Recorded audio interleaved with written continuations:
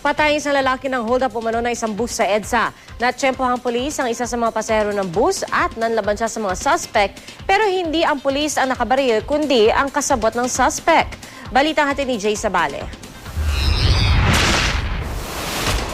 Nakahinto sa bus stop ang papaserong bus na ito nang abutan ng GMA News pasado alas 11 kagabi.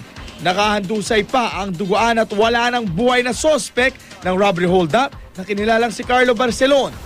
Binabagtas ng aircon bus na biyaheng alabang Navotas ang EDSA southbound nang dalawang lalaki ang pumara at sumakay sa EDSA Guadalupe sa Makati City.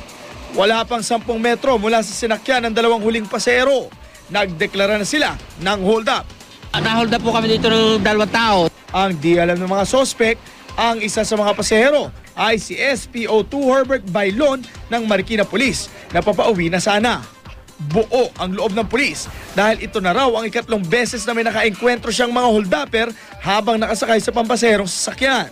Tinutukan na niya ako nung 38 niya, lumaban ako. Yung isang nasa harapan, pumutok din yon. Siya na lang ang pinansalag ko, itong kasamahan niya, para di ako samahan. Naging wakas dito na hindi naman in-expect. Ginampanan ko lang yung trabaho ko bilang alagad ng batas. Ang mga sakay ng bus, nabigla sa nangyari. Tinutukan ako. Gusto mo bang putukan kita akin na yung cellphone mo?